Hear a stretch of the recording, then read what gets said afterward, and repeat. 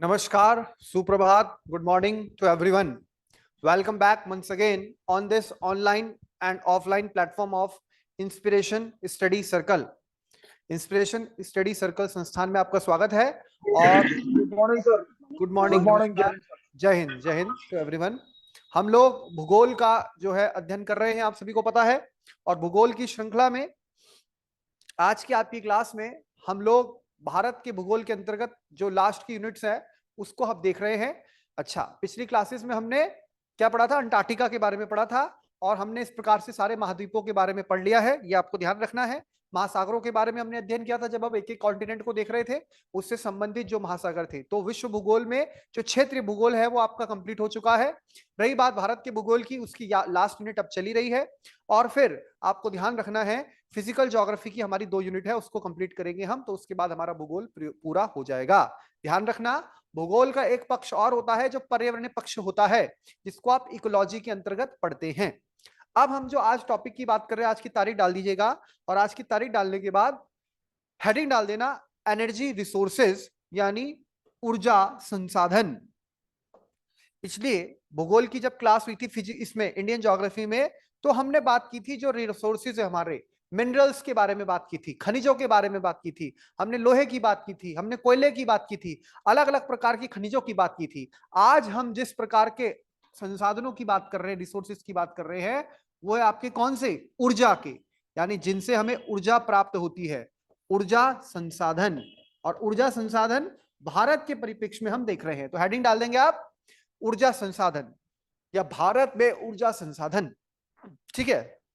अब देखिए, ऊर्जा की जहां तक बात होती है तो एक व्यक्ति से लेकर, जैसे मैं व्यक्ति मनुष्य हूं और मैं आप लोगों को कुछ बात समझा रहा हूं, तो इसको समझाने के लिए मैं बोल रहा हूं, है ना। मैं वक्ता हूं और आप श्रोता हैं, या आप लोग इस चीज को देख रहे हैं, है ना। आप दर्शक हैं जो आप ये चीज देख पा रहे हैं अपने ऑनलाइन माध्यम से।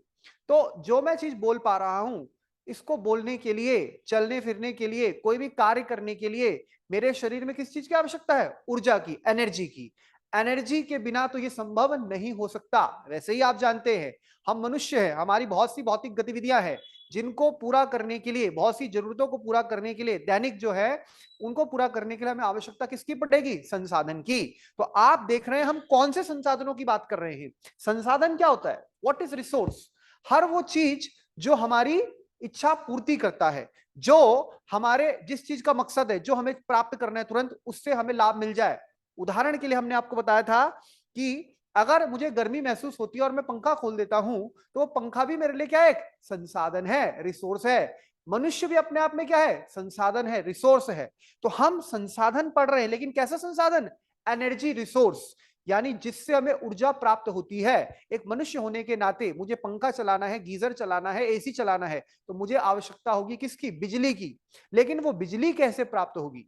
बिजली अर्थात ऊर्जा, वो ऊर्जा किस रूप में मुझे प्राप्त होगी, कहां से वो निकलेगी, कहां से वो आएगी, कैसे उसका उत्पादन होगा, वो सब चीजें आप देख रहे हैं। सौर ऊर्जा की हम आज बात करते हैं, सोलर एनर्जी की, तो वो भी क्या अपने आप में ऊर्जा। तो हम एनर्जी रिसोर्सेज की बात करेंगे कि ऊर्जा संसाधन क्या होते हैं, भारत की स्थिति संबंध में क्या है। और आप जानते हैं भारत विश्व में अब सबसे ज्यादा आबादी वाला देश है। जितनी बड़ी आबादी उतनी ज्यादा उसकी ऊर्जा जरूरतें। जितना बड़ा देश है ना, फिर उसके बाद इतनी बड़ी आबादी हमारी, और साथ ही साथ फिर जितनी बड़ी आबादी होगी उसकी ऊर्जा जरूरतें भी हमें होंगी। रोटी पकाने से लेके, हम भोजन बनाते हैं, रोटी पकाने से लेके हर जो कार्य हम कर रहे हैं, है ना, चाहे हम गाड़ी चला रहे हैं, एक जगह से दूसरे स्थान पर जा रहे हैं, गंतव्य से दूसरे गंतव्य में, या फिर हम जो है अपना भोजन पका रहे हैं, या फिर हम लोग जो मोबाइल में बात कर रहे हैं, हम हर जो कार्य कर रहे हैं उसमें हमें आवश्यकता है किस चीज की? एनर्जी की। और एनर्जी जो है वो किस प्रकार से, आपने साइंस में पढ़ रखा होगा, energy can neither be created nor be destroyed, but it can change from one form to another. यानी ऊर्जा का तो ना कभी उत्पत्ति होती है, ना कभी विनाश होता है, लेकिन ऊर्जा को एक फॉर्म से दूसरे फॉर्म में परिवर्तित किया जा सकता है। बचपन से पढ़ते थे ना हम, काइनेटिक एनर्जी, पोटेंशियल एनर्जी, फलाना एनर्जी, है ना।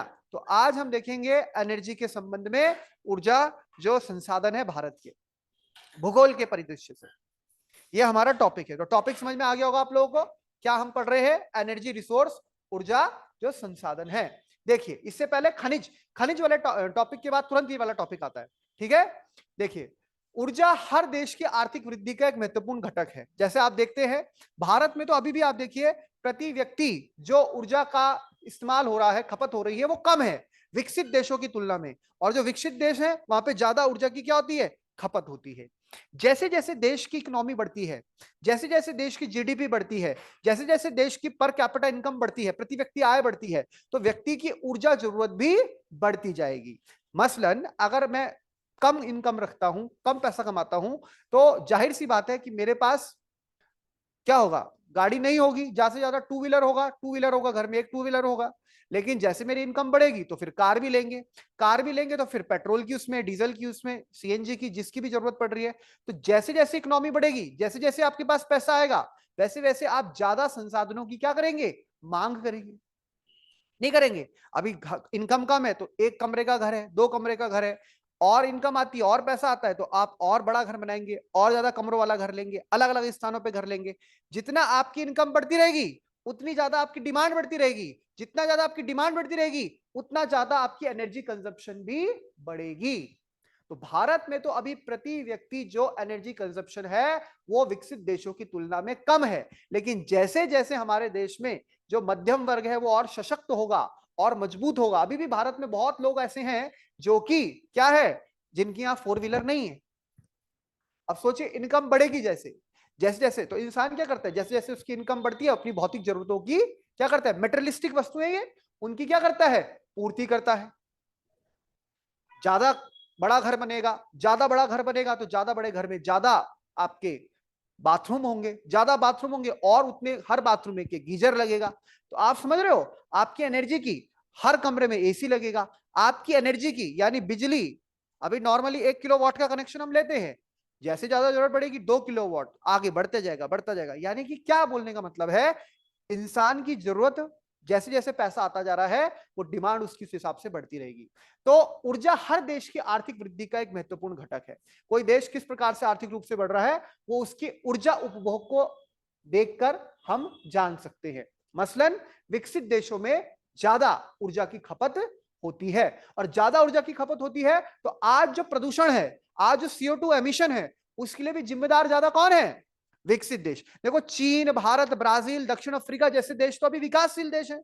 हम तो अभी उस रास्ते पर चलना शुरू किए हैं जिस रास्ते पर हमसे पहले कौन चल चुका है, यूरोप के देश।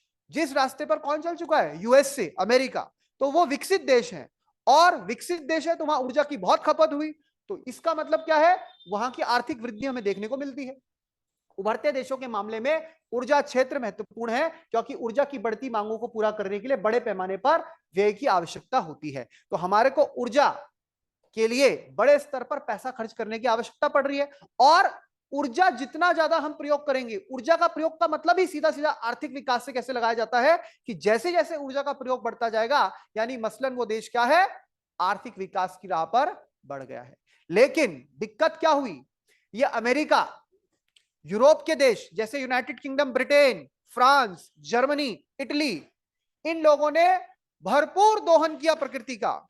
इन लोगों ने बहुत संसाधन प्रयोग किए, ऊर्जा की खपत की, इतनी ऊर्जा की खपत कर दी कि जब तक हमारा नंबर आया, अब हमारी इकोनॉमी बढ़ने लगी, तब तक एक नई समस्या आ गई दुनिया में, वो है प्रदूषण, ग्लोबल वार्मिंग।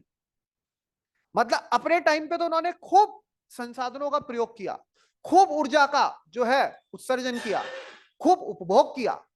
लेकिन अब जब हम जैसे देशों का नंबर आया तो फिर क्या बात उठती है, पॉल्यूशन होने लगा है, ग्लोबल वार्मिंग होने लगी है, क्योंकि अब हम सब भी उसी तरफ बढ़ेंगे। अब बढ़ना तो पड़ेगा, लेकिन एक बड़ा चिंता क्या आ जाती है, इसी के साथ क्या समस्या आ जाती है, पर्यावरण का संकट, वैश्विक तापमान में वृद्धि।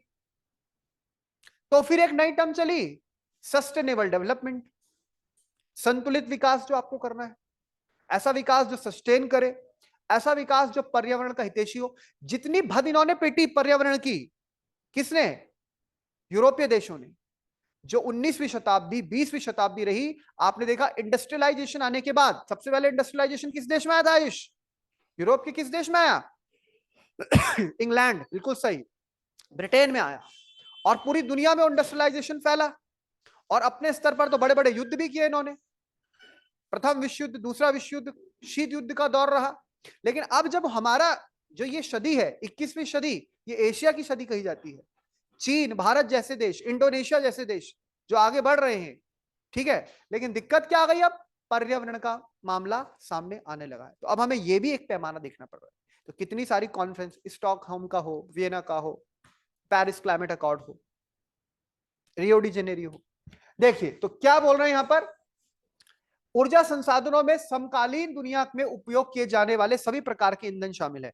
तो जब हम ऊर्जा संसाधन की बात करते हैं तो इसमें सभी प्रकार के ईंधन, ईंधन यानी फ्यूल, जिनके कंबशन से आपको ऊर्जा की क्या होती है, प्राप्ति होती है, उसमें शामिल है। चाहे हीटिंग के लिए देखिए आप, विद्युत ऊर्जा उत्पादन के लिए देखिए, या अन्य प्रकार की ऊर्जा रूपांतरण गतिविधियों के लिए, तो हमें इसकी आवश्यकता तो होगी। वही बात यहां पे लिखी है, energy is a critical component of every countries economic growth. किसी भी देश के आर्थिक वृद्धि के लिए ऊर्जा जो है एक बहुत ही क्रिटिकल, संवेदनशील, महत्वपूर्ण घटक है।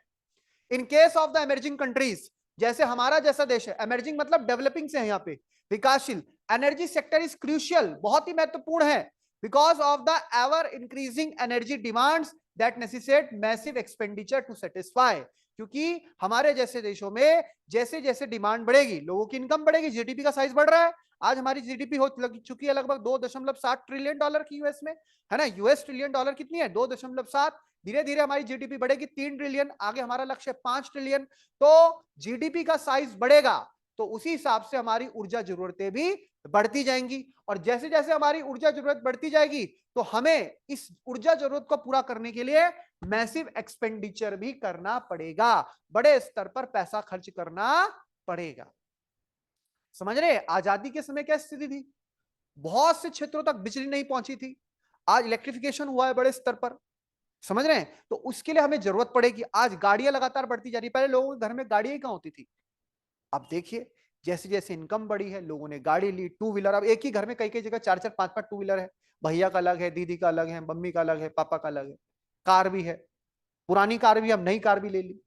तो जैसे जैसे अब उस हिसाब से आपको जरूरत पड़ेगी किस चीज की, फ्यूल की भी, और तो आपको एनर्जी चाहिए। Energy resource include all types of fuels utilized in the contemporary world. Contemporary शब्द आपने पढ़ा होगा, कंटेम्पररी का मतलब होता है समकालीन, जो आज का दौर है, समकालीन विश्व में, whether for heating, electrical energy generation, all types of energy conversion activities. तो ये सारी बात आपने वो जो ऊपर लिखी है उसी की अंग्रेजी रूपांतरण है।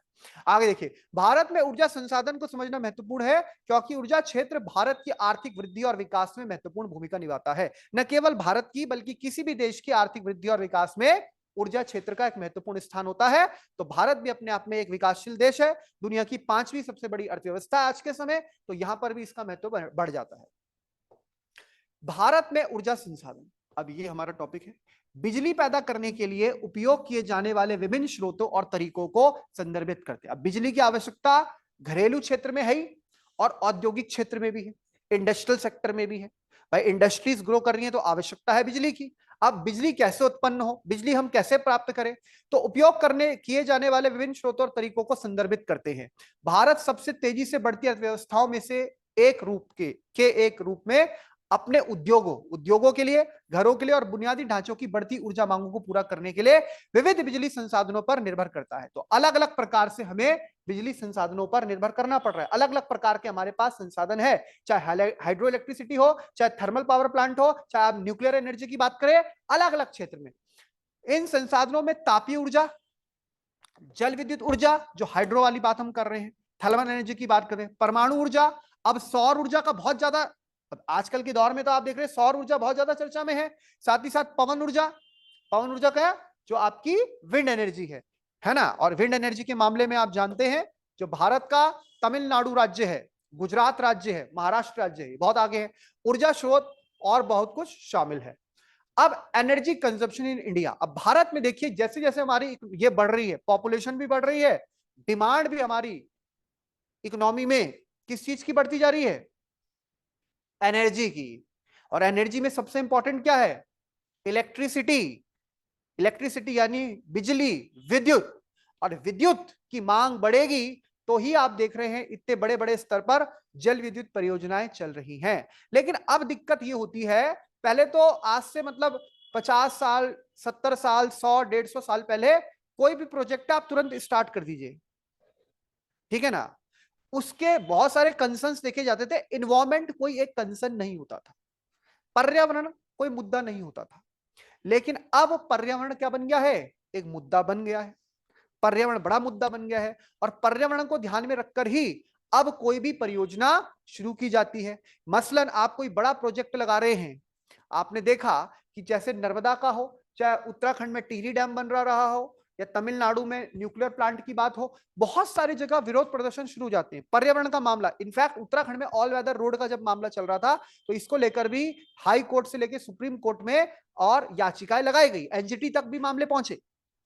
तो आप समझ पा रहे हैं कि आज एक पर्यावरण का मुद्दा बड़ा मुद्दा है, लेकिन हमें जरूरत क्या है, दोनों पक्षों को समझने की, हम विकास भी करें। अब इसका मतलब ये नहीं है कि पर्यावरण बिगड़ रहा है तो अब हम गाड़ी चलाना ही बंद कर देते हैं, हम पुराने ढर्रे में आ जाते हैं, फिर से घोड़े में और बैलों में हम चलना स्टार्ट कर देते हैं। ये तो हो नहीं सकता, पीछे तो आ नहीं सकते हम। लेकिन आगे हम आगे बढ़ रहे हैं तो हम कैसे ऐसे आगे बढ़े कि एफिशिएंटली यूज करें, क्योंकि रिसोर्सेज भी दो तरह के आगे हम पढ़ेंगे, रिन्यूएबल है, नॉन रिन्यूएबल भी है। ये पेट्रोल वगैरह सब खत्म होना है, कोल वगैरह इनकी एक लिमिट है। तो फिर हम किस तरफ ऐसे बढ़े कि हम पर्यावरण को भी नुकसान ना पहुंचाए और अपनी जरूरतें भी पूरी कर ले। और वहीं से एक बात उठती है सस्टेनेबल डेवलपमेंट की, ऐसा विकास जो कि पर्यावरण के भी अनुकूल हो, ठीक है ना। हम प्रकृति को जितना नुकसान कर रहे हैं, फिर उसको भरपाई करने का भी प्रयास करें, यह भी बहुत आवश्यकता है। देखिए, India's main energy consumption is predicted to be quadruple by 2040। 2040 तक क्वाड्रपल यानी चौगुना। क्वाड का मतलब क्या होता है, चार, यूनी मतलब वन, बाई मतलब टू, ट्राई मतलब तीन, क्वाड मतलब, देखो ये सिंपल सी बात है कि जैसे जैसे हमारी इकोनॉमी आगे बढ़ेगी, ठीक है ना, वैसे वैसे हमारी जो है ऊर्जा की जरूरतें बढ़ती जाएंगी। ये कोई रॉकेट साइंस नहीं है। और आप समझ रहे हो कि जैसे हमारी जीडीपी उस समय तक आगे बढ़ती जाएगी 8.6 ट्रिलियन, अब तो प्रिडिक्शन लग रहे हैं कि 5 ट्रिलियन तो हम बहुत जल्दी हो जाएंगे। अभी भारत की इकोनॉमी कितनी है, 2.7 ट्रिलियन, जो कि अब नए एस्टिमेट डेटा आएगा तो 3 ट्रिलियन तक पहुंच जाएगी। इसी साल में 3 ट्रिलियन तक हमारी इकोनॉमी पहुंचेगी। और फिर जैसे जैसे हम आगे बढ़ते जाएंगे तो बहुत जल्दी 2027 तक भारत पहुंच जाएगा 5 ट्रिलियन। अभी आप 3 ट्रिलियन के आसपास पहुंच चुके हैं और 5 ट्रिलियन आप पहुंचेंगे। और फिर भारत जैसे जैसे आगे बढ़ता जाएगा, जरूरतें बढ़ती जाएगी, ऊर्जा की जरूरतें, जो एस्टिमेटेड डेटा है वो इतना बता रहा है। और आप देख रहे हैं India is the fastest growing global energy consumption between 2019 से 2040। यानी इस बीच ये एक वो दौर भी है जब दुनिया में भारत की आबादी सबसे ज्यादा है। भारत की आबादी क्या है दुनिया में, सबसे ज्यादा है। और यहां पर एनर्जी कंजप्शन भी हमारा क्या है, बढ़ता जाएगा। हर प्रति क्वार्टर में एनर्जी कन्वर्जन हमारा बढ़ रहा है। India has the second highest rate of renewable energy expansion. Renewable क्या होती है, नवीकरणीय, जिसको आप रिन्यू कर पाए, दोबारा रिन्यू कर सकते हैं, ठीक है ना। चाइना फर्स्ट प्लेस में आता है और भारत इस संदर्भ में दूसरे प्लेस में आता है कि हम अपने को दोबारा अपनी एनर्जी कैसी, रिन्यूएबल एनर्जी का एक्सपेंशन कर रहे हैं। 2030 तक इंडिया सरपास कर देगा EU in the terms of energy grid. जो पावर ग्रिड है, एनर्जी ग्रिड है, इनके संदर्भ में भारत ईयू, ईयू होता है यूरोपियन यूनियन। यूरोपियन यूनियन में कितने देश है बेटे, राम बहादुर, कितने देश है यूरोपियन यूनियन में, अभी यूरोप पढ़ाया था आपको तो बताया था। 27 सर। 27 देश है। कौन सा 27, देश आउट, इंग्लैंड हट गया सर, इंग्लैंड हट गया तो 28, इसको लेकर ब्रिटेन 28। हट गया था। और उस घटना को हमने क्या बोला था, ब्रेग्जिट। क्या बोला था हमने उस घटना को, ब्रेग्जिट। Brexit Brexit. कहा था नहीं कहा था, यस यस सर। ठीक है। तो ये भी आपको ध्यान रखना है। अगर हम देखें ऑटोमोबाइल ओनरशिप के मामले में, तो India will lead the world in oil demand growth by 2040। और आज भी आप देखिए, कभी आपसे पूछा जाए कि भारत भारत किस मामले में दुनिया में सबसे ज्यादा इंपोर्ट करता है, तो भारत इंपोर्ट करता है क्रूड ऑयल का, कच्चे तेल का। भारत किस चीज का इंपोर्ट करता है, क्रूड ऑयल। और यही तो मामला आजकल चल रहा था। भारत क्रूड ऑयल किससे ले रहा था, रशिया से ले रहा था, रूस से ले रहा है। इनफैक्ट हम क्रूड ऑयल, देखो जिस चीज को हम इंपोर्ट करते हैं, हम उस चीज को बाद में एक्सपोर्ट भी कर देते हैं। हम क्रूड ऑयल एक्सपोर्ट भी कर रहे हैं। अब आप सोचिए, कच्चा तेल हम ले रहे हैं और कच्चा तेल हम एक्सपोर्ट भी कर रहे हैं। कैसे कर रहे हैं एक्सपोर्ट? हम क्रूड ऑयल ले रहे हैं, फिर उस क्रूड ऑयल को प्यूरिफाई किया जाता है, रिफाइनरीज है हमारे पास बड़ी बड़ी, और फिर रिफाइन करके हम अलग अलग देशों में भेज रहे हैं। रूस के साथ हमारे अच्छे संबंध हैं, ओपेक देशों से हम लेते हैं। समझ रहे हो आप? तो आप समझ लीजिए कि भारत सबसे ज्यादा अपना पैसा खर्च करता है, क्योंकि ऊर्जा जरूरतें हैं हमारे देश में। हम अपनी डिमांड के मुताबिक क्रूड ऑयल का हमारे यहाँ पे प्रोडक्शन नहीं होता, तो उसके लिए हमें डिपेंड होना पड़ता है किस देश पे? दूसरे देशों में। खाड़ी देश हो गए आपके, जो आपके ओपेक देश हो गए, या रशिया हो गया, रशिया हमारी एनर्जी, यूएसए हो गया, हमारी एनर्जी डिमांड को क्या करते हैं? फुलफिल करते हैं। तो ये भी आपको ध्यान रखना है। साथ ही साथ आप देख रहे हैं कि इंडिया का expanding energy demand will make it more reliant on imported fossil fuels since local oil and gas output has been static for the years. तो लोकली हमारे पास वो चीज से अवेलेबल नहीं है, despite government plans to boost petroleum exploration and production as well as renewable energy. सरकार कोशिश कर रही है, भारत में भी अभी कई जैसे गोदावरी बेसिन की बात चल रही थी आपको, लेकिन हमारे देश में उतना ज्यादा अभी इस संदर्भ में प्रोडक्शन नहीं है जो कि हमारी इतनी बड़ी आबादी की डिमांड को फुलफिल करे। तो हम मोस्टली अभी किस पर डिपेंड है? दूसरे देशों पर। दूसरे देश मतलब इन खाड़ी देशों पर हम डिपेंड है, ये भी आपको ध्यान रखना। आप देखिए, आगे बढ़ते चलिए। किसी देश के ऊर्जा उपभोग और उसके मानव विकास सूचकांक, ह्यूमन डेवलपमेंट इंडेक्स, इसकी रिपोर्ट आती है एचडीआई रिपोर्ट, मानव रहन सहन का समेकित संकेतक यानी इंडिकेटर है, के मध्य महत्वपूर्ण संबंध होते हैं। प्रति व्यक्ति कम ऊर्जा खपत वाले देशों का मानव विकास सूचकांक में निम्न स्थान होता है। ये बात हमने पहले बताई कि जिस देश में जितना ज्यादा ऊर्जा का खपत होगा वो देश विकसित श्रेणी में आता है, अर्थात मानव विकास सूचकांक एवं ऊर्जा उपभोग एक दूसरे के पूरक है। तो समझ रहे हैं बात क्या बोलना चाह रही है? जिस डेवलप्ड कंट्री है तो वहां प्रति व्यक्ति ऊर्जा का खपत क्या है? ज्यादा है।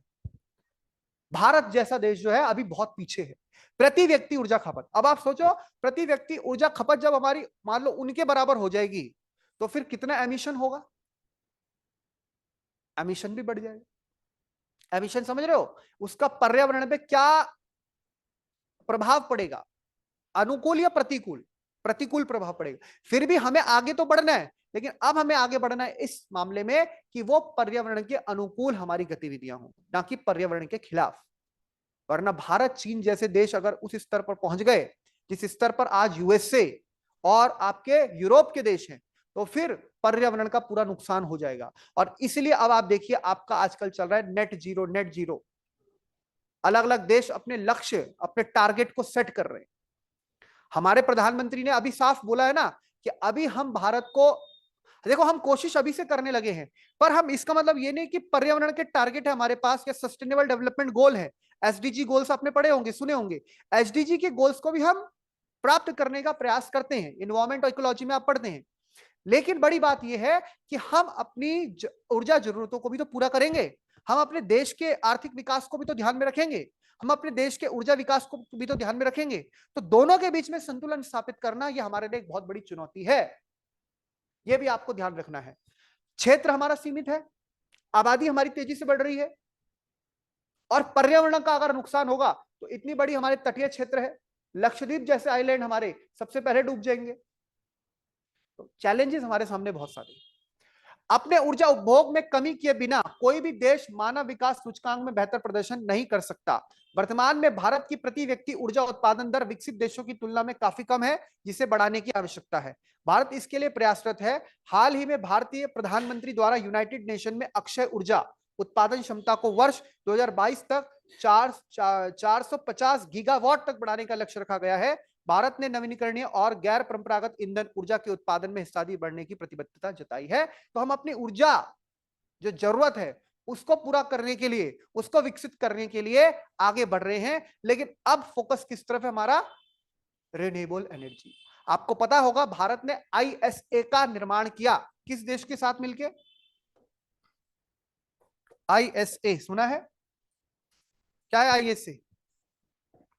International solar alliance. बताइए किस देश के साथ किया है? हेलो? हाँ जी, हाँ जी बोल रहा हूं।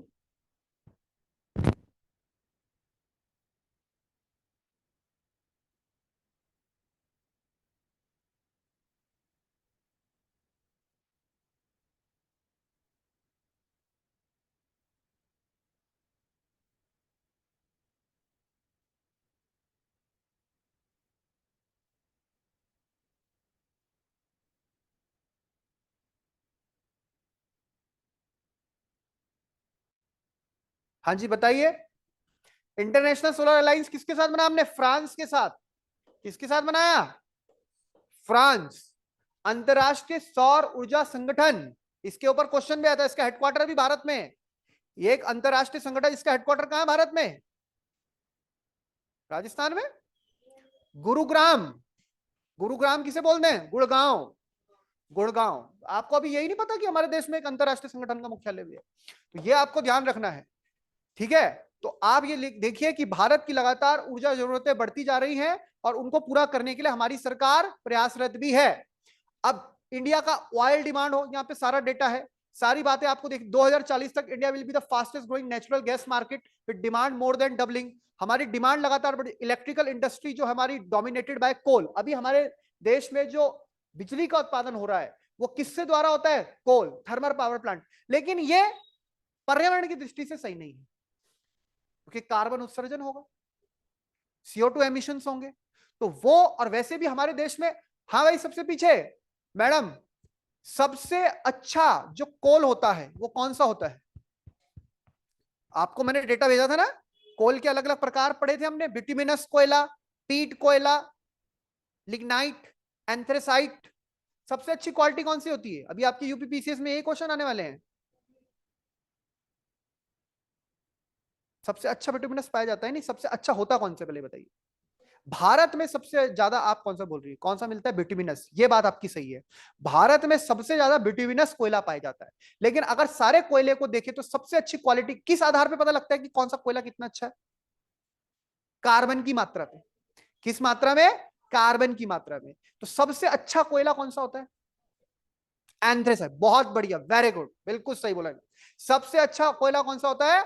एंथ्रेसाइट, जिसमें कि 85, 90, 95% तक कार्बन की मात्रा पाई। लेकिन भारत में सबसे ज्यादा कोयला कौन सा मिलता है? बिटुमिनस कोयला। कौन सा मिलता है? बिटुमिनस। और बिटुमिनस का ही भारत में आपको बड़ा भंडार। क्या भारत में कहीं एंथ्रेसाइट भी है मैडम? ये भी क्वेश्चन आ रखा है पीसीएस में, कहीं मिलता है एंथ्रेसाइट? और लिग्नाइट कोयला कहां मिलता है हमारे यहां सबसे ज्यादा?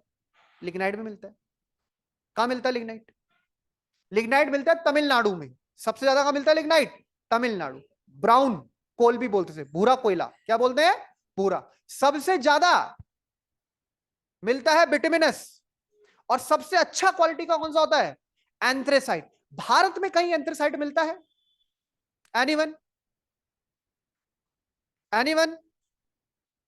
हाँ भाई, जम्मू कश्मीर में, जम्मू कश्मीर में जो रियासी जिला है, जहां वैष्णो देवी वाला क्षेत्र है, वैष्णो देवी रियासी जिले में आता है। जम्मू कश्मीर के कुछ एक क्षेत्र में, वहां कुछ मात्रा में आपको एंथ्रेसाइट कोला भी मिलता है। समझ रहे हैं बात को? सबसे खराब क्वालिटी कौन सी है? पीट। मतलब जितना आप नीचे आते जाएंगे वो उतना क्या करेगा? प्रदूषण वाला होगा। उसका एनर्जी, आप समझ रहे, कंटेंट, कार्बन कंटेंट कम है तो एनर्जी कम दे रहा है और प्रदूषण ज्यादा कर रहा है। तो आप समझिए, हमें यह चीज ध्यान रखनी है। और भारत आज भी कोयले पे डिपेंडेंट है अपनी बिजली उत्पादन के लिए। किस चीज पे डिपेंडेंट है हम? कोयले में। सबसे ज्यादा हिस्सेदारी कोयले की है। तो यही चीज आप देख रहे हो, लगातार हमारी डिमांड बढ़ रही है। कैसे कैसे हमें करना है, ये सारे आपको गवर्नमेंट डेटा से इंफॉर्मेशन मिल जाती है। भारत में ऊर्जा संसाधनों का इतिहास, अब ये इसकी हिस्ट्री लिखी हुई है, या आप पढ़ लेना। क्या हमारे, आपको पता है अंग्रेजों के समय से ही हमारे देश में इस संबंध में काम बढ़ा हुआ। ये चीज आप एक बार इसको पढ़ लेना, आपको जब ये PDF मिल जाएगा। हम आगे बढ़ते हैं। ये सरकार की योजनाएं हैं। भारत में विद्युत संसाधनों का महत्व देखिए ध्यान से, यहां पर ध्यान से देखना। भारत के विकास और प्रगति के लिए बिजली संसाधन अत्यधिक महत्व रखते हैं। औद्योगिक विकास में सबसे पहले बात आएगी, क्योंकि इंडस्ट्रियल सेक्टर में बिजली की सबसे ज्यादा आवश्यकता है। औद्योगिक विकास, विनिर्माण प्रक्रियाओं का समर्थन करने और आर्थिक विकास को बढ़ावा देने के लिए पर्याप्त और विश्वसनीय बिजली आपूर्ति महत्वपूर्ण है। आप देखिए पहले क्या होता था, यूपी में इतनी सारी इंडस्ट्रीज थी, और इंडस्ट्री भी कैसे लगेगी? 24 घंटे में से बिजली आ रही है केवल 4 घंटे, 6 घंटे, 8 घंटे, बहुत पावर कट लगते थे। कोई भी व्यक्ति, व्यक्ति मतलब इंडस्ट्रियलिस्ट, इंडस्ट्री लगाना वहीं चाहेगा जहां उसको 24/7 सप्लाई मिले या बहुत कम कटौती हो। आज हम देखते हैं भारत देश में गुजरात राज्य बहुत आगे है, तो गुजरात ऐसे ही आगे नहीं बढ़ा, गुजरात में ऐसे इन्वेस्टमेंट नहीं आया। जब नरेंद्र मोदी ने गुजरात की सत्ता संभाली थी 2001-2 में, तो उन्होंने सबसे पहला और महत्वपूर्ण काम यही किया कि उन्होंने उद्योगपतियों को विश्वास में लाया। उन्होंने बड़े उद्योग घरानों को विश्वास में लाया कि आप आइए गुजरात में इन्वेस्ट कीजिए, यहां पर आपको कम दाम पर और 24 घंटे जो है बिजली उपलब्ध कराई जाएगी। तभी तो उद्योग लगेंगे वहां बड़े। और आपने उद्योग लगा दिया और वहां बिजली के कटी लगते रहते हैं, सड़क ही नहीं है, इंफ्रास्ट्रक्चर नहीं है, रोड कनेक्टिविटी नहीं है, तो क्यों लगेगा उद्योग? समझ रहे हैं बात को? तो ये चीज आपको ध्यान देनी है। तो औद्योगिक विकास के लिए विनिर्माण प्रक्रिया, जो आपकी रिसाइकलिंग होते हैं, उन सब के लिए और आर्थिक विकास को बढ़ावा देने के लिए पर्याप्त और विश्वसनीय बिजली आपूर्ति महत्वपूर्ण है। पर्याप्त हो यानी जितनी डिमांड है। कई कई बार आपने देखा है, अब जैसे अब ये टाइम आ रहा है, कौन सा आ रहा है अब टाइम? गर्मियों का टाइम। तो गर्मियों के टाइम पर बिजली की डिमांड फिर बढ़ जाएगी। क्यों बढ़ेगी बताओ? अप्लायंसेस ज्यादा यूज होंगे। समझ रहे हो आप? इतने बड़े स्तर पर क्या चलता है, आप देख रहे हो, एसी वगैरह चलते हैं, रेफ्रिजरेटर का इस्तेमाल बढ़ जाता है। तो ये भी आपको बात ध्यान रखनी है। तो बिजली की पहुंच, बिजली की पहुंच, बिजली की पहुंच जीवन की गुणवत्ता में सुधार करती है, शिक्षा और स्वास्थ्य सेवाओं को बढ़ाती है और समग्र सामाजिक आर्थिक विकास को सुविधाजनक बनाती है। आज आप ऑनलाइन जो बच्चे पढ़ पा रहे हैं, क्लास देख पा रहे हैं, तो इसके पीछे बिजली है। और अभी लाइट चली जाए तो बोर्ड बंद, और ये सब सिस्टम आपका काम करना बंद कर देगा। तो आप खुद सोचिए, ट्रांजैक्शन जो आज एक भी चीज हो रही है, चाहे आपका कोई ट्रांजैक्शन हो रहा है, बैंकिंग ट्रांजैक्शन चल रहा है, ट्रेड हो रहा है, बिजनेस हो रहा है, एजुकेशन, हेल्थ, इंफ्रास्ट्रक्चर, हर जगह आप देख रहे हो आज बिजली कहां इस्तेमाल नहीं हो रही है, हर क्षेत्र में इस्तेमाल हो रही है। तो हमें कैसी चाहिए? सुचारू रूप से, निर्बाध रूप से उसकी उपलब्धता बनी रहनी चाहिए, तभी हमारे पर्पस सारे सिद्ध हो पाएंगे। फिर बात आती है ऊर्जा सुरक्षा की।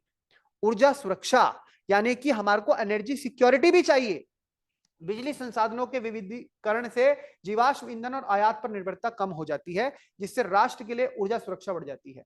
अगर हम केवल और केवल जीवाश्म ईंधन यानी फॉसिल फ्यूल जैसे कोयला, इस पे ही हम डिपेंडेंट हैं, ठीक है, और आयात पर ही डिपेंडेंट है, तो आप समझ रहे हो, अगर एक चीज पे आप डिपेंडेंट होगे, फॉसिल फ्यूल ने तो एक दिन क्या होना है भाई, खत्म होना है। और ऐसा तो नहीं है कि फॉसिल फ्यूल खत्म तो फिर हमारे लिए बिजली की कोई जरूरत नहीं, तब तो हम कहां पहुंच चुके होंगे। हर एक चीज बिजली पर डिपेंडेंट है। तो हमें क्या करना पड़ेगा? विविधीकरण है। हमें एक ही क्षेत्र पर अटका नहीं रहना पड़ेगा। इसलिए आज सौर ऊर्जा को और पवन ऊर्जा को और जियोथर्मल एनर्जी, भूतापीय ऊर्जा, समझ रहे हैं आप, हमने अलग अलग अलग अलग प्रकार से इसको डाइवर्सिफाई कर दिया है ताकि किसी एक चीज पर डिपेंडेंसी ना रहे। हमें पता है कि आगे आने वाला समय फॉसिल फ्यूल खत्म होंगे, तो अभी से हमने परिवर्तन देखना शुरू कर दिया है।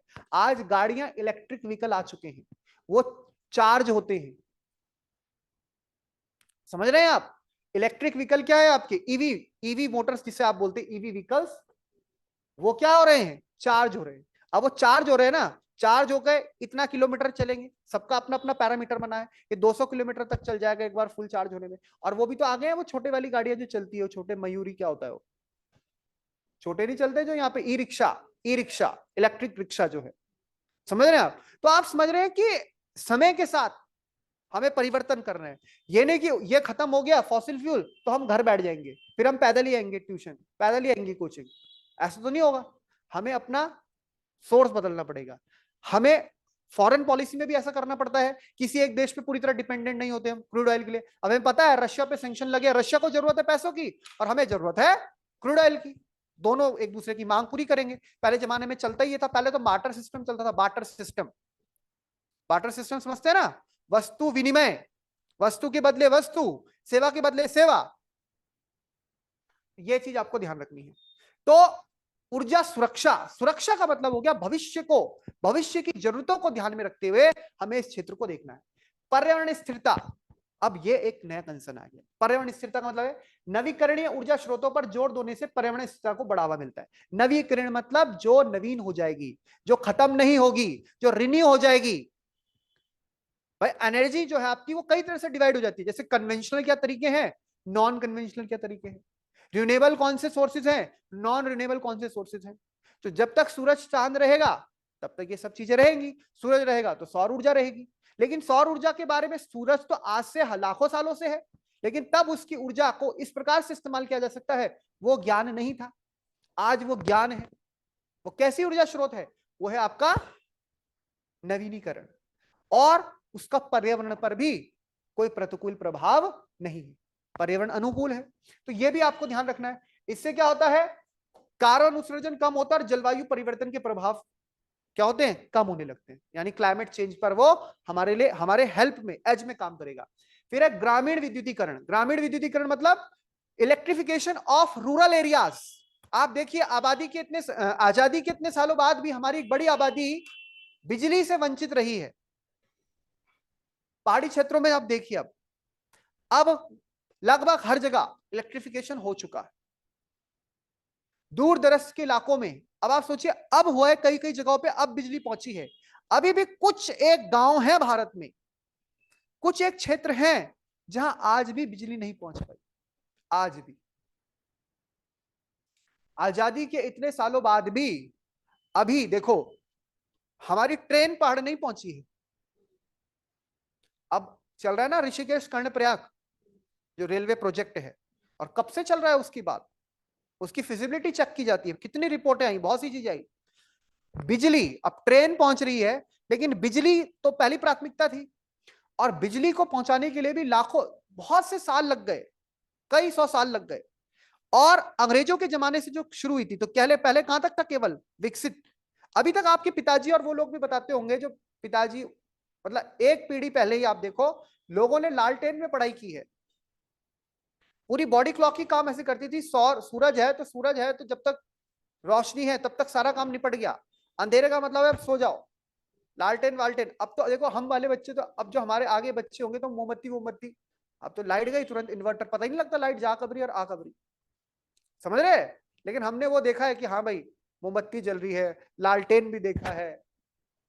ठीक है, तो आप समझ रहे हो कि ग्रामीण विद्युतीकरण बहुत ज्यादा इंपॉर्टेंट है ग्रामीण क्षेत्रों में, क्योंकि शहरी क्षेत्रों में तो आप देखिए लगभग बिजली पहुंची गई है। ग्रामीण क्षेत्रों तक बिजली की पहुंच बढ़ाने में शहरी ग्रामीण विभाजन को पाटने, क्योंकि शहरों में हमने पहुंचाई है, क्योंकि शहरों में हमें पता है आबादी ज्यादा निवास करती है, इंडस्ट्रीज वगैरह होती हैं।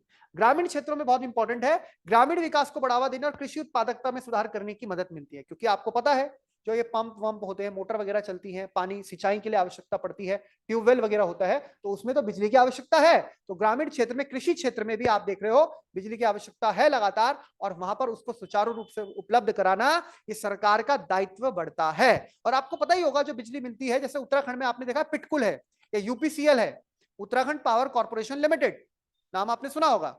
ऊर्जा निगम है ना इनका, बल्ली वाला चौक से आगे, और एक आईएसबीटी के पीछे भी आपने देखा होगा, आईएसबीटी से फ्लाईओवर से आप इस तरफ देखेंगे। तो बिजली उपलब्ध कराना और बिजली को सुचारू रूप से रखना, यह सरकार को पूरा सुनिश्चित करना पड़ता है।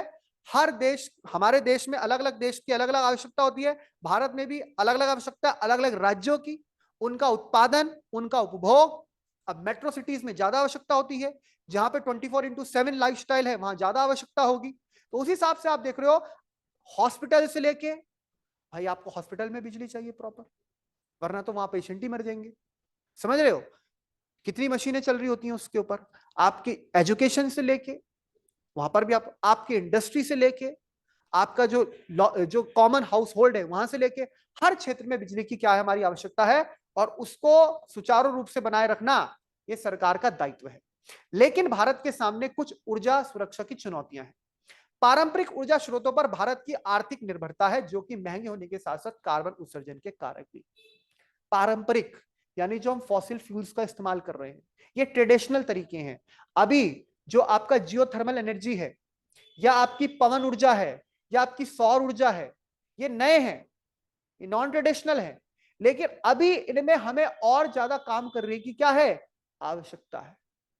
अभी इसमें और ज्यादा इन्वेस्टमेंट करने की आवश्यकता है। आज भी हम जब बोल रहे हैं कि भारत में बिजली जो बन रही है, वो बिजली बनाने में सबसे ज्यादा जो इस्तेमाल हो रहा है वो कोयले का हो रहा है, यानी थर्मल पावर प्लांट का बहुत बड़ा शेयर है।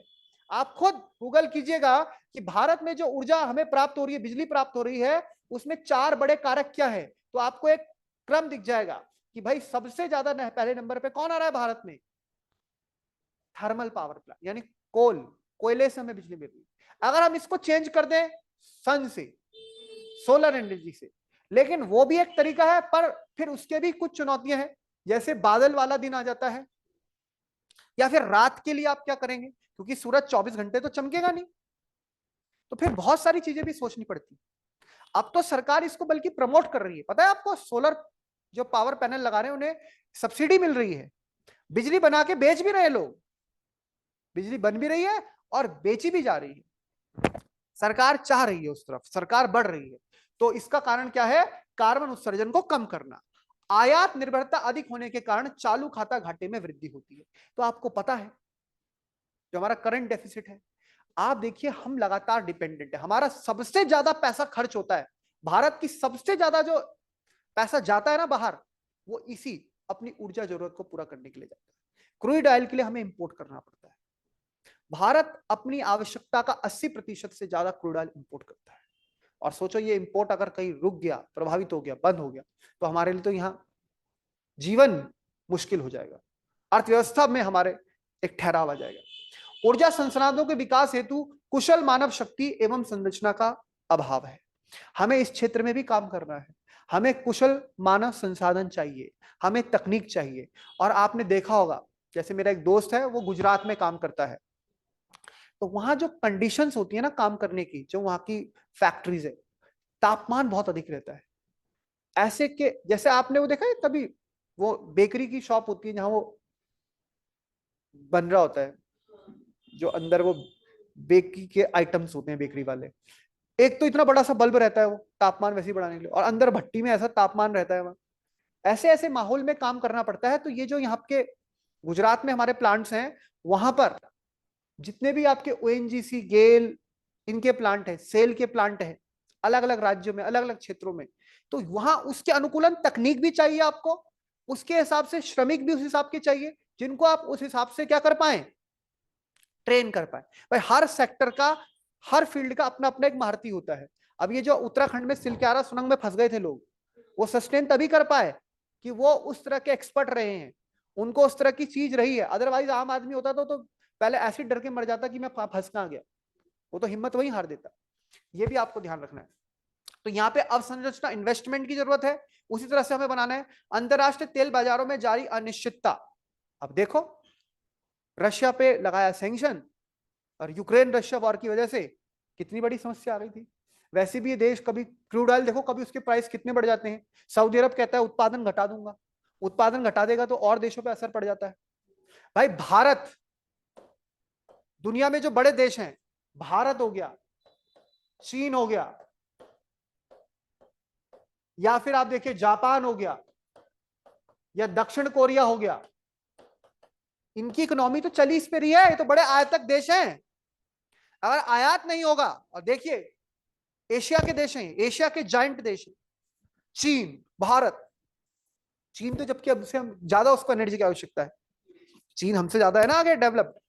चीन है, भारत है, जापान है, ये जितने भी देश आप देख रहे हैं, दक्षिण कोरिया, आवश्यकता है किस चीज पे डिपेंडेंट है, क्रूड ऑयल के इंपोर्ट पे।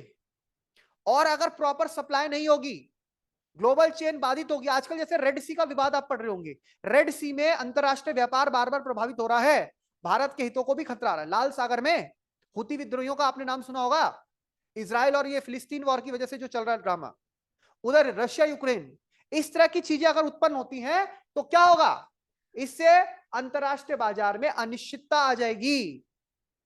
कभी खाड़ी देशों में युद्ध छिड़ गया, मान लो ये युद्ध लंबा खिंच जाए, ईरान भी कूद जाए, सऊदी भी कूद जाए, तो गया, फिर अर्थव्यवस्था हमारी हिल जाएगी पूरी, उनके युद्ध के कारण, क्योंकि हम उनके ऊपर डिपेंडेंट है, हम उनके ऊपर बहुत बड़े स्तर पर निर्भर है, आश्रित है। तो इसलिए यही तो है कि हमें अपनी जो निर्भरता है वो उनसे कम करनी पड़ेगी, और किसी एक देश पे तो पूरी तरह निर्भर होना ही नहीं चाहिए। ये मोदी जी की कूटनीति पॉलिसी भी ठीक है कि हम लोग यूएसए के साथ भी संबंध बनाए हुए हैं, लेकिन यूएसए को हम साफ बोल देते हैं भाई हमें सस्ते में मिलता है क्रूड ऑयल रशिया से, और हमारी इतनी बड़ी पॉपुलेशन है, इतनी बड़ी हमारी एनर्जी की जरूरत है, हमारे ऊपर कोई ये फालतू के सैंक्शन वैंक्शन ड्रामे व्रामे लगाने की जरूरत नहीं है, क्योंकि भाई हमारी जरूरत है, हमें उससे लेना है तेल। समझ रहे बात को। और यूरोप के देश भी बहुत स्तर पर नेचुरल गैस के लिए किस पे डिपेंडेंट है, रशिया पे डिपेंडेंट है।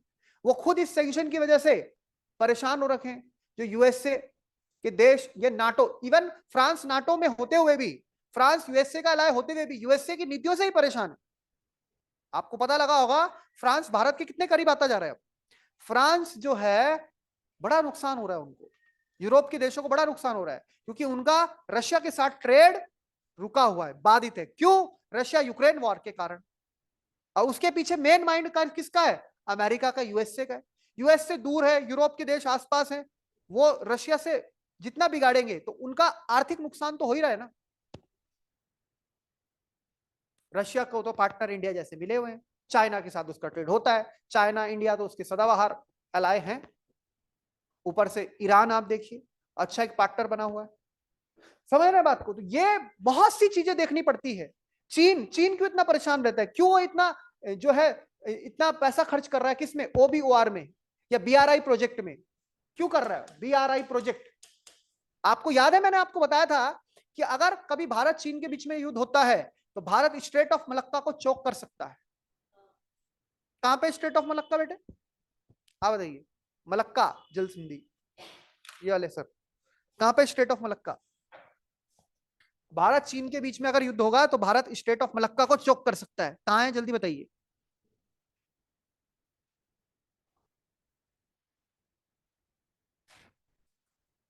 है? नहीं पता? इंडोनेशिया, इंडोनेशिया में पक्का? कौन से सागर को जोड़ती है? कौन से दो महासागर को जोड़ रही है? हिंद महासागर को प्रशांत महासागर से। अंडमान सी है उधर, इधर अंडमान सी है, उधर जावा सी वगैरह आ गया, उधर आपका आ जाएगा गल्फ ऑफ थाईलैंड, और ऊपर जोड़ देगी उसको किससे? साउथ चाइना सी से। तो आप देखिए, अगर यहां पर चीन को यह खतरा है कि अगर भारत ने उसको कहीं से ब्लॉक किया तो उसके तो एनर्जी, जो उसके ऑयल आते हैं, ऑयल जो शिप आते हैं, ऑयल वाले कंटेनर्स, वो तो सब क्या हो जाएंगे? ब्लॉक हो जाएंगे। इसीलिए वो रोड वाला रास्ता, सड़क का पूरा जाल, यूरोप के बीच में, रशिया के, चाइना के बीच में, पूरा एशिया, यूरोप, सब उसने कवर कर दिया सड़क के माध्यम से। दूसरा, जो पाकिस्तान के साथ बनाया सीपैक, यानी वो शिप कहां से आ रहे हैं? पर्शियन गल्फ है, और वहां से सीधा आप कराची पोर्ट से सीधा होते होते ऊपर चीन पहुंच जाएगा, पश्चिमी चीन होके चाइना में पहुंच जाएगा। यानी वो वाला रास्ता ही क्या हो गया? सरपास हो गया। कराची से पाकिस्तान पूरा पार करते हुए ऊपर पीओके होते हुए वो चीन पहुंच जाएगा। तो चीन क्या, कोई भी देश अपनी रणनीति जो बनाता है वो अपनी ऊर्जा जरूरतों को ध्यान में रख के बनाता है। अगर उसकी ऊर्जा जरूरतों पर कहीं प्रभाव पड़ेगा तो वो उसके सामने संकट खड़ा हो सकता है। ये आपको ध्यान रखना है बात, ठीक है? तो आप देखिए, तेल बाजारों पर एकाधिकार, जैसे ये ओपेक देश है, ये ओपेक संगठन ही इसलिए बना था। ट्रेड वॉर हो जाती है, जैसे कि आप देख रहे हैं व्यापार युद्ध है, करेंसी वॉर हो गई, तेल निर्यातक देशों का आपसी तनाव, बहुत सारी चीजें होती है। निर्यातक यानी जो तेल बेच रहे हैं। अब हमारे लिए तो सस्ता ये था कि हम ईरान से तेल लें, ईरान के साथ तो हमारा बार्टर सिस्टम भी चल जाता था, पर अमेरिका ने ईरान पे प्रतिबंध लगा दिया, अभी रूस पे प्रतिबंध लगा दिया, तो भाई सब पे प्रतिबंध लगाएगा तो हमारी जरूरतें तो प्रभावित होंगी। ये भी आपको ध्यान रखना है। अभी भी बड़ी आबादी का भोजन पकाने हेतु कार्बन उत्सर्जन ईंधनों पर निर्भर होना। आज भी आप देख रहे हो हमारी बड़ी आबादी किस पर निर्भर है? जो कार्बन बेस्ड फ्यूल है, और ये एनवायरमेंट के लिए भी चैलेंज है। हमारी जो सबसे ज्यादा परंपरागत ऊर्जा जरूरतें पूरी होती है ना, लकड़ी, सूखा गोबर, उपला, उपला जिसे बोलते हैं। अब energy resources in India, Bharat में एनर्जी रिसोर्स, अब देखिए, अब यहां से अभी तक तो सारी उसकी एक बेसिक बातें थी, अब इसका क्लासिफिकेशन हम पढ़ रहे हैं, वर्गीकरण। एनर्जी में be produced using fuel material. Fuel material मतलब जो ईंधन मटेरियल है, जैसे कोयला, कोयले से आपको मिल रही है ऊर्जा, पेट्रोलियम मिल रही है ऊर्जा, नेचुरल गैस मिल रही है ऊर्जा, यूरेनियम, ये आ गए आपके न्यूक्लियर वाले उसमें, ठीक है ना, एंड इलेक्ट्रिसिटी। तो यहां से आपको एनर्जी की जो प्रोडक्शन है वो हो रहा है, उस एनर्जी से आप अपना कोई भी काम जो है वो कर पा रहे हैं। दो तरीके के एनर्जी रिसोर्सेज हैं, वैसे कई तरह के क्लासिफिकेशन है। एक हो गया परंपरागत, कन्वेंशनल, और एक हो गया नॉन कन्वेंशनल।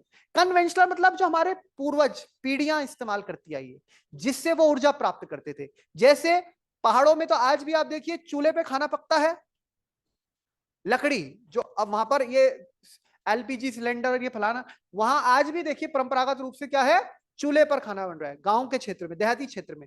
तो हमारा जो फायरवुड है, लकड़ी जिसे आप बोल रहे हैं, कैटल डंग केक जिसे आप बोलते हैं, गोबर का, गाय का उपला, नहीं वो गोबर को सुखा देते हैं ऐसे गोल गोल बना के, काउ डंग केक बोलते हैं इसको, ठीक है, ये खाने वाला केक नहीं है, वो काउ डंग केक है, गोबर का उपला जिसे बोलते हैं, ठीक है। कोयला, कोयला भी पहले से इस्तेमाल किया जाता है परंपरागत। Petroleum, natural gas and electricity are the conventional sources, ये सब क्या है, ये हमारे कन्वेंशनल, कन्वेंशनल मतलब परंपरागत। तो फिर नॉन कन्वेंशनल क्या है सर, जैसे सौर ऊर्जा, जैसे भूतापीय ऊर्जा, जैसे पवन ऊर्जा, वो किस में आ जाएंगे, नॉन कन्वेंशनल। तो कन्वेंशनल का मतलब ही होता है कन्वेंशन चल रहा है, कन्वेंशन मतलब पीढ़ी दर पीढ़ी जो हमारे परंपरागत तरीके चल रहे हैं, उनमें आपका लकड़ी हो गई, या आपका गाय का उपला हो गया, मतलब जानवर जो ये होते हैं आपके काउडंग केक वगैरह, कैटल के, कोयल, पेट्रोल, ये सब आ गए। भारत में ऊर्जा संसाधन इसके प्रकार ऐसे उत्पादन जिसका इस्तेमाल करके ऊर्जा उत्पन्न करने के लिए किया जाता है, उन्हें ऊर्जा संसाधन कहते हैं। दो प्रकार के हो गए, पारंपरिक और दूसरा जो आपका गैर पारंपरिक हो गए, नवीकरणीय भी उसे बोलेंगे। वसुधा अनवीकरणीय ऊर्जा संसाधन समाप्त होने योग्य होते हैं। अनवीकरणीय ऊर्जा संसाधन जिनको आप नहीं क्या नहीं कर सकते, रिन्यू नहीं कर सकते, वो क्या होंगे आपके, समाप्त होने योग्य होते हैं, वो एक टाइम बाद समाप्त हो जाएंगे, क्योंकि वो बने भी लाखों करोड़ों साल की प्रक्रिया में है, जैसे आपका पेट्रोलियम, कोयला, प्राकृतिक गैस आदि। दूसरा प्रकार नवीकरणीय अर्थात गैर पारंपरिक, जिसमें आप दोबारा उसको रिचार्ज कर सकते हैं, जैसे आपका पवन हो गया, जैसे आपका सौर ऊर्जा हो गई। तो पवन, सौर ऊर्जा ये तब तक है जब तक कि ये पृथ्वी है, ब्रह्मांड है, हमारा जीवन है। अब सोलर, विंड, टाइडल, टाइडल समझते हो, टाइडल हो जाए ज्वार भाटा, ठीक है ना, geothermal, biogas, atomic energy are examples of non conventional. Atomic energy के ऊपर हमारा फोकस है, काफी इंपॉर्टेंट है, इसको विकसित करना हमारे लिए इंपॉर्टेंट है। सोलर एनर्जी वाले को इंपॉर्टेंट है, विंड एनर्जी वाला भी हमारे देश में काफी प्रयास चल रहा है। इन चीजों पर हम ज्यादा फोकस करें तो पर्यावरण के अनुकूल भी हो जाएगा। कैसा हो जाएगा ये, पर्यावरण के अनुकूल भी हो जाएगा, और दूसरी बात ये रहेगी कि ये खत्म भी नहीं होगा, नवीकरणीय है। In rural India the most popular fuels are firewood and animal dung cake, ये आप जानते हैं, ग्रामीण क्षेत्रों में आज भी लकड़ी और ये जो फायर, ये जो आपके होते हैं डंग केक जो आपके बनते हैं, यानी कैटल के गोबर से आप जो बना रहे हैं। 3 fuels meet more than 80% of India's energy needs, Bharat में जो 3 फ्यूल है वो हमारे 80% से ज्यादा जो है ऊर्जा जरूरतों को पूरा कर रहे हैं, उसमें कोल, ऑयल और सॉलिड बायोमास आ गए। Coal has fueled the rise of power generation and industry, and it continues to be the most important single fuel in the energy mix. तो कोयले का तो आप देखिए भारत में, मैं बता ही रहा हूं आपको, सबसे ज्यादा महत्वपूर्ण योगदान है।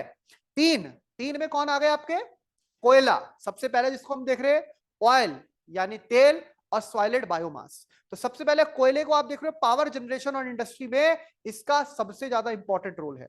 ऑयल कंजप्शन की बात करें तो भारत का मध्यम वर्ग जैसे जैसे आगे बढ़ेगा तो वैसे वैसे हमें जरूरत पड़ेगी किस चीज की, पेट्रोल की, पेट्रोल की, डीजल की,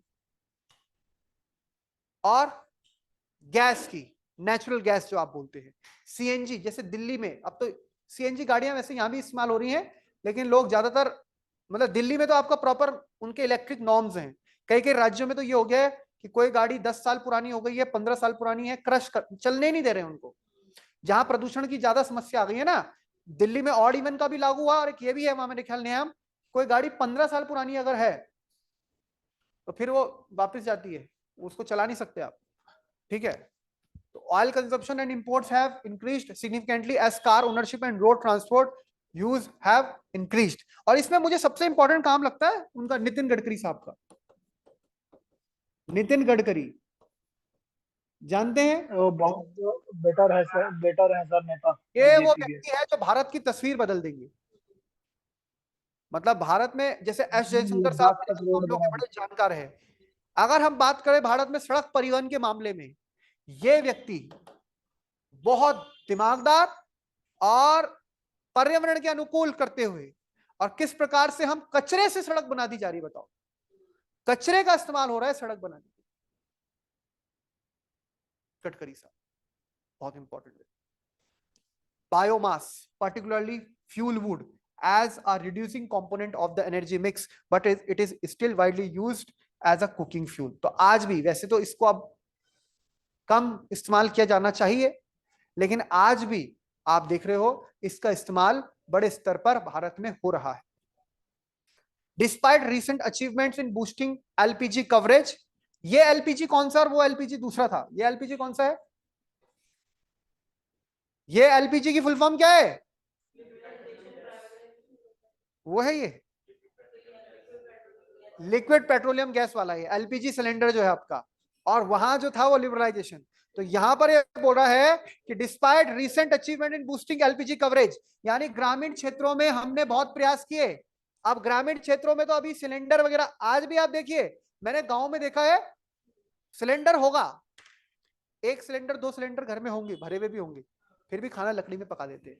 वो मतलब चूल्हा जो रखा रहता है ताकि कि वो कभी आगे काम आ जाएगा, बच जाएगा.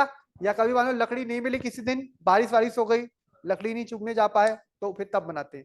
एलपीजी होने के बावजूद भी, वही तो बात कर रहा है, वो फायरवुड का इस्तेमाल होता है नहीं होता. और शहरों में तो अब देखो, दिल्ली में तो है, अब देहरादून में भी आने लगा है. अब सिलेंडर वाला मामला भी खत्म हो रहा है, सीधा घर में सप्लाई हो रही है आपको है. हाँ, गैस पाइपलाइन बिछाई जा रही है, इसका पूरा नेटवर्क बनाया जा रहा है, और उसमें सीधा फिर बिल आएगा, मीटर लग जाएगा, फिर बिल आएगा. तो हम अपनी एनर्जी रिसोर्स को कैसे, क्योंकि बहुत इंपॉर्टेंट है एनर्जी रिसोर्स को कैसे, क्योंकि उसमें बहुत से मामले होते हैं. वैसे तो सब कुछ ऑनलाइन हो चुका है, बुकिंग कराइए, आपको होम डिलीवरी हो रही है, ये हो रहा है वो हो रहा है, पर कई बार शिकायतें रहती है लोगों की कि सिलेंडर कम रहा, ये रहा वो रहा, बहुत सी दिक्कतें आती है, कई बार नहीं हो पाता, कई बार नहीं मिल पाता. Despite recent achievement in boosting LPG coverage in rural areas, 660 million Indians have yet to fully transition to contemporary clean cooking fuels और technology. तो इसके बावजूद भी अभी हमारे को clean cooking fuel, clean cooking fuel का मतलब है जैसे एलपीजी वाला आप देखते हैं तो वो क्लीन एनर्जी का शोधक है, लेकिन जो आपका ये चूल्हा जलता है इसको पर्यावरण के प्रॉपर अनुकूल नहीं माना जाता. तो यहां पर हमारे प्रधानमंत्री की एक योजना है उज्ज्वला योजना. सुनिए आपने, उज्ज्वला योजना का उद्देश्य यही रहा है कि गैस सिलेंडर जो है आपके एलपीजी, उनकी पहुंच हो ग्रामीण क्षेत्रों तक, हर घर तक. जैसे हर घर जल, हर घर नल, उसी प्रकार हर घर तक महिलाओं के लिए खासकर, क्योंकि वो जो धौंकनी क्या बोलते हैं उसे, जो चूल्हे में नहीं मारते हो, उससे हमने देखा है महिलाओं में कई बार सांस की, अस्थमा जैसी बीमारियां भी हुई हैं. तो ये सब चीजें ध्यान में रखिए. परंपरागत रूप से तो वैसे ही बनता था खाना. conventional energy sources are those have been widely used for the majority of human history. वो हमने देख लिए. They are non renewable in nature, which means that once a sample of conventional energy source has been depleted, it cannot be used again. दोबारा आप उसको इस्तेमाल नहीं कर सकते. तो एक बार खत्म हो गया तो ये तो हमें पता है, ये पेट्रोल डीजल ये सब एक दिन खत्म होना है, कोयला एक दिन खत्म होना है. तो हम क्या करेंगे? तो हमें दूसरी तरफ बढ़ना पड़ेगा, हमें सौर ऊर्जा, पवन ऊर्जा की तरफ बढ़ना पड़ेगा. जियोथर्मल को अभी हिमाचल में मणिकर्ण एक जगह है, मणिकर्ण, वहां पे ये इसका इंपॉर्टेंट वो है.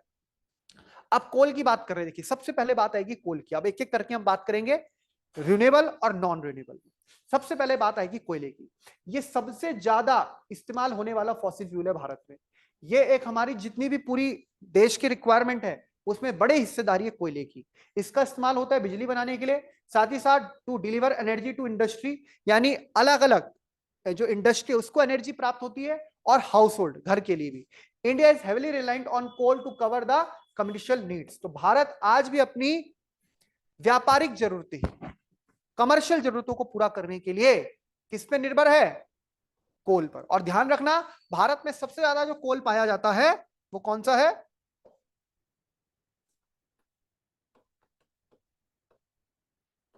बिटुमिनस.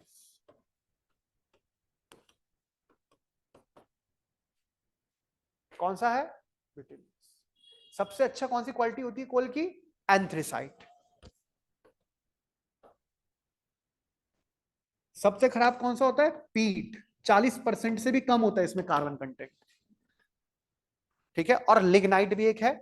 लिग्नाइट हमारे भारत में तमिलनाडु में मिलता है. तो सबसे पहले नंबर पे ये हो गया. ए वाले अच्छे, बी वाले बच्चे, जैसे बचपन में ए सेक्शन बी सेक्शन. सबसे अच्छा एंथ्रेसाइट, और बी नंबर पे ये, और बी से भारत, बी से बिटुमिनस. तो भारत में सबसे ज्यादा कौन सा है? बिटुमिनस। ठीक है। तमिलनाडु में सबसे ज्यादा कौन सा है? लिग्नाइट। इसी को ब्राउन कोल भी कहते हैं। क्या बोलते हैं? ब्राउन कोल। और फिर आपका पीट। पीट मतलब poor quality, less than 40% of carbon content. प्रदूषक ज्यादा होगा, कार्बन उसमें कम होगा। चलिए आगे देखिए।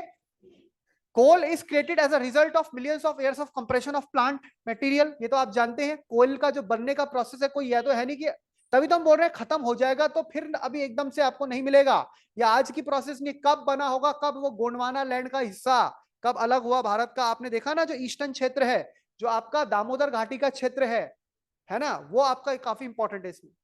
तो ये आपको बता रहा है, as a result coal can be discovered in a variety of shapes depending on the degree of compression as well as the depth and the period of burial. कितना पुराना वो बना है, कितनी डेप्थ में वो आपको मिल रहा है, इस हिसाब से फिर आप उसकी क्वालिटी भी देखते हैं। पीट is produce by decaying plants in marches.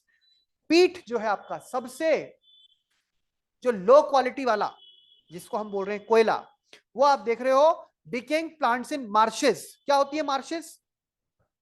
हैं? क्या बोल रहे हो?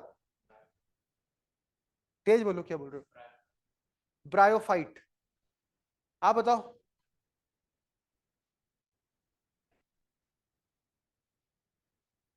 लाइकेन। आप बताओ। सुना है नाम? आपका मैं बोलना समझ नहीं पा रहा हूं, आप क्या बोलना चाह रहे हो?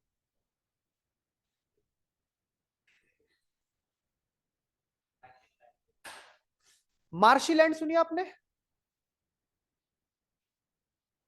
दलदलीय, मार्शी लैंड, दलदलीय क्षेत्र, उसकी बात हो रही है। Which has a low carbon, जिसका कार्बन क्या होगा? लो, कम है पीट का, and moisture content as well as a limited heating capability. Limited heating अच्छी क्वालिटी का कोयला नहीं होता हो, ध्यान रखना है आपको। India is the world second largest consumer of coal, accounting for around 84.8% of the global consumption.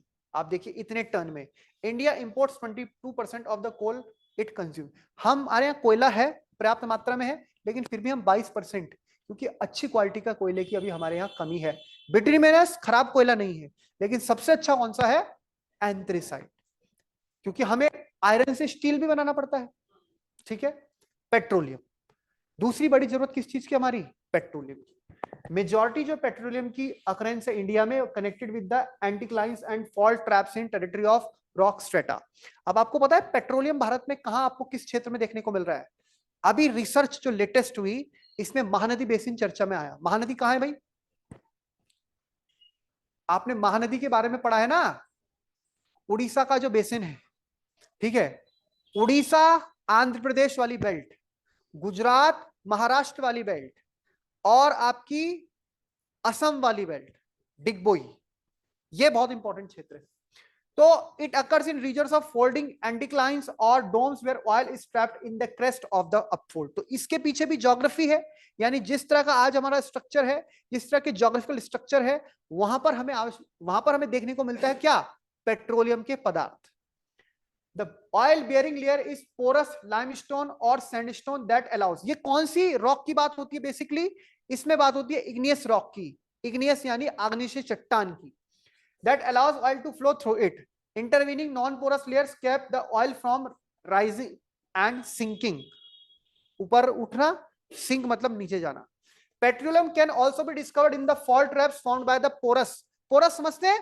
जिससे कोई चीज रिस्क के निकल जाती है, जिसमें छिद्र होंगे। And non porous rocks, due to the gas being lighter than oil it is frequently appears above it. तो क्या बोल रहा है?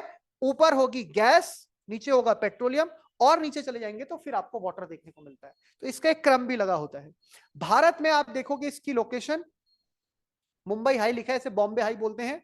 गुजरात, असम, आंध्र प्रदेश के क्षेत्र में महानदी का क्षेत्र हो गया, महानदी घाटी, और गोदावरी आंध्र प्रदेश वाला क्षेत्र। महानदी उड़ीसा हो गया, गोदावरी हो गया आपका आंध्र प्रदेश। वहां पर अभी इसका, India is the third largest oil consumer. Bharat consumer, consumer मतलब उपभोक्ता है, ठीक है, consuming around 4.6% of the world total. आप देखिए इतना बैरल, जब आपने सुना होगा अखबारों में, इतने बैरल, इतने प्रति बैरल जो है उत्पादन हो रहा है, इतने प्रति बैरल तेल निकाला जा रहा है, ये सुना होगा ना आपने? जो ये सऊदी अरब, अलग अलग देशों से तेल का क्या होता है, उत्पादन होता है। तो वहां आप देखते हो कि एक दिन में इतना बैरल उत्पादन हुआ, उसी हिसाब से उसका बिक्री भी होती है। फिर वो लीटर में चेंज होता है, और हमें जो मिलता है वो किस हिसाब से मिलता है, लीटर के हिसाब से। उसमें भी गवर्नमेंट के इतने टैक्स रहते हैं। तो आप देखिए भारत एक बड़े स्तर पर ऑयल का इंपोर्टर है। पेट्रोलियम की हमारी ऊर्जा जरूरत में बहुत ज्यादा क्या है, महत्व है, इंपॉर्टेंस है। ये भी आपको ध्यान रखनी है। सारा पॉइंट थ्योरेटिकल है, आपको इसको ध्यान रखना पड़ेगा, एक दो बार आपको पढ़ना पड़ेगा ये। फिर है natural gas. Natural gas is considered an environmental beneficial fuel due to its minimal carbon dioxide emissions and it hence the fuel of the 21st century. यानी प्राकृतिक गैस, इसमें कौन से देश रिच है, सेंट्रल एशिया। एक प्रोजेक्ट था हमारा तापी। तापी प्रोजेक्ट क्या था, तुर्कमेनिस्तान से चलनी थी वो pipeline, Turkmenistan, Afghanistan, Pakistan, India. ये प्रोजेक्ट कागजों में ही रह गया, तापी परियोजना। तुर्कमेनिस्तान कहां है, सेंट्रल एशिया के 5 देश है ना, कजाकिस्तान, तजाकिस्तान, उज्बेकिस्तान, तुर्कमेनिस्तान और किर्गिस्तान। तो उनमें ये सेंट्रल एशिया के देश हैं जो कभी सोवियत रूस का पार्ट थे, वो इस मामले में बहुत रिच है। और हमारा एक प्रोजेक्ट बन, ये कागजों में ही है प्रोजेक्ट, ये एक कोशिश थी कि तुर्कमेनिस्तान से अफगानिस्तान, पाकिस्तान होते हुए भारत लैंड रूट से, पूरा लैंड ही लैंड रूट से पाइपलाइन आएगी। लेकिन क्या दिक्कत है, आखिरी के 2 देश तो ठीक है, इनके बीच तो हो सकता है, लेकिन ये जो रास्ता यहां आ गया तालिबान और पाकिस्तान, तो कभी आप समझ लीजिए वो तो उस हमें इस तरह से एनर्जी के मामले में सफिशिएंट होते हुए क्यों देखना चाहेगा वो। तो ये एक दिक्कत है। हालांकि उस टाइम बात चली थी लेकिन दिक्कत हो गई। 21वीं शताब्दी का फ्यूल है। Natural gas deposits are significant size have been identified in the Krishna Godavari basin. ये देखिए, ये जो कृष्णा गोदावरी बेसिन हो गया, ये कौन सा क्षेत्र हो गया आपका, आंध्र प्रदेश राज्य। ये भी इंपॉर्टेंट है आपका। These reserves of Mumbai high and related fields are enhanced along the west coast by the discoveries of Gulf of Cambay, Khambhat की खाड़ी। कैम्बे मतलब हो गया खंबात, यानी गुजरात वाला क्षेत्र, वो भी। तो वहां जो समुद्री सीमा है ना हमारी, उसमें शोधन का कार्य, उसमें और डिस्कवरी है तो फिर शोधन होगा। वहां पर अभी इसकी रिसर्च हो सकती है। अभी हमारे देश में बहुत सारे और भी मिनरल्स हमें देखने को मिल रहे हैं। जैसे अभी हम बात कर रहे थे लिथियम की बात कर रहे थे। तो हमारे को समझना पड़ेगा कि विज्ञान तकनीक का ऐसे और इस्तेमाल किया जाए, और भारत में अगर और ज्यादा इस प्रकार की चीजें निकलती हैं जो हमारी ऊर्जा जरूरतें या अन्य प्रकार की जरूरतों को पूरा करती है, तो वो हमारे देश के विकास में लाभदायक होगा। सबसे पहले तो जिस दिन हम अपने इंपोर्ट को कम कर लें, बहुत पैसा खर्च हो रहा है हमारा फ्यूल लेने में, खासकर पेट्रोलियम जो है, अगर हम इस खर्चे को कम कर दे तो हमारा कितना पैसा बचेगा, और वो पैसे से फिर हम, आप समझ रहे हो, इंफ्रास्ट्रक्चर को डेवलप कर पाएंगे, आगे बढ़ेंगे। Andaman Nicobar islands are also major places with significant natural gas deposits. अब कई बार क्या है, आपके पास डिपॉजिट्स तो हैं, आपने डिस्कवर भी कर लिया है, लेकिन आपके पास टेक्नोलॉजी नहीं है कि कैसे उसको एक्सट्रैक्ट करें। ये भी तो दिक्कत है। पहली चीज तो चीज होनी चाहिए, पहली बात होनी चाहिए। दूसरी बात है फिर आपको उसको निकालने की तकनीक चाहिए, कम पैसों में आप उसको निकाल पाए। निकालने के बाद फिर उसको स्टोर करना और फिर उसको यूज में लाना। तो यूज में लाने के लिए आपको उसको पहले सप्लाई चेन मैकेनिज्म, तो ये एक लंबी और जटिल प्रक्रिया है। सरकार इसको देखती है, पूरा कोशिश करती है, करते रहना चाहिए। और ये 2017 का आपको डेटा दे रखा है। तो ये सब आप देख रहे हो ना कैसा टॉपिक है ये टॉपिक पढ़ने वाला है, आपको लगातार आपको इसमें पढ़ना पड़ेगा, चीजें क्या क्या है, लेटेस्ट हमारा डेटा क्या बोलता है। अभी एक जो फाइनेंस मिनिस्ट्री ने इस बार आपका प्रॉपर बजट भी आप देखिए, एंटरिंग बजट रहा है, और एक रिपोर्ट एक दिन पहले उन्होंने जारी की थी, वो रिपोर्ट आप डाउनलोड कीजिए, और उस रिपोर्ट में आपको सारे सेक्टर्स के बारे में हमारी लेटेस्ट क्या है स्थिति अलग अलग क्षेत्रों में, चाहे वो खान पान का मामला हो, मिनरल्स का मामला हो, ये रिसोर्सिस के मामले हो, ये सब। ये ऐसा नहीं कि आज पढ़ा, अब ये 6 महीने बाद बदल चुका होगा, अगले साल बदल चुका होगा, फिर अगले साल बदल चुका होगा। ये डेटा चेंज होते रहते हैं। भाई कोर बात तो ये रहेगी कि भाई ये रिन्यूएबल सोर्स ऑफ एनर्जी है, ये नॉन रिन्यूएबल है, भारत इंपोर्ट करता है, ये बात भी हमेशा बनी हुई है अभी तक। लेकिन बात ये है कि कौन सा कहां पर प्रोडक्शन हो रहा है, किस क्षेत्र में कितनी बढ़ोतरी हुई, ये सारा डेटा चेंज होता है। और इसको आपको क्या करना चाहिए, इनको केवल समझ लिया, लेकिन जब पेपर है तो पेपर से 15-20 दिन पहले, क्योंकि पेपर बन चुका होता है लगभग 1 महीना पहले। तो लेटेस्ट डेटा के हिसाब से ही पेपर बनता है, आप उसको एक बार देख लीजिए, या उस महीने की मैगजीन आती है, उस मैगजीन में डेटा रहता है, ये आपको जरूर वेरीफाई करें, क्योंकि जितनी भी बातें डेटा वाली हैं ये ऊपर नीचे होंगी, क्योंकि मान लो मैंने पढ़ाया है ये 2021-22 का डेटा है और पेपर आपका 24 में या 25 में हो रहा है, तो बदल चुका होगा डेटा, प्रोडक्शन बदल चुका होगा, ये चीजें आपको ध्यान रखनी।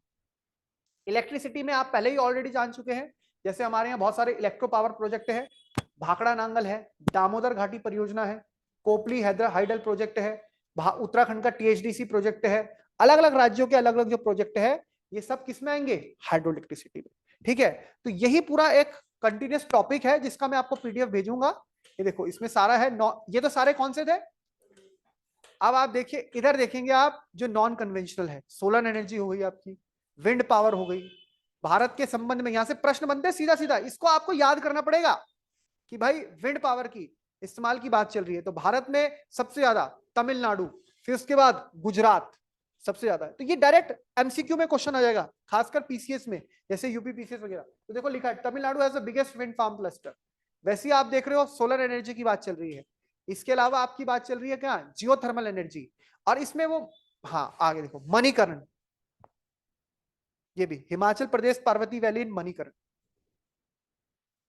Geothermal energy. जैसे हम पहाड़ों में देखते हैं ना, वो गर्म पानी के कुंड होते हैं, जियोथर्मल एनर्जी का कमाल है वो। तो ये आपको समझना है, ये डायरेक्ट क्वेश्चन पूछ लेगा आपको कि the Parvati valley in Manikaran is famous for geothermal energy which lies in the state of, option A Uttarakhand, option B Himachal Pradesh, option B Jammu Kashmir. तो ये कंटेंट है इसमें, तो मैं आपको आज भेज दूंगा, एक बार आप इसको पूरा पढ़ लीजिएगा। देखो पूरा इसमें लिखा हुआ है अलग अलग अलग, और ये सारा पढ़ना ही पड़ेगा आपको, ऊर्जा सुरक्षा भी है इसमें। तब फिर अब इसके बारे में कल आगे बात करते हैं। मेरा एग्जाम है एक्चुअली आज, आपकी क्लास इसलिए इन्होंने लेट भी रखी, मेरा अभी एग्जाम है 12 बजे से, तो अभी क्लास को यहीं वाइंड अप करते हैं। यही वाली चीज आगे कंटिन्यू रहेगी, पर इसको पढ़ना क्योंकि सारा याद करने वाला है, और डेटा भी इसका चेक करके आना लेटेस्ट। ठीक है, चलिए आज के लिए इसको इतना ही रखेंगे, मिलेंगे आपसे कल। जय हिंद, जय भारत।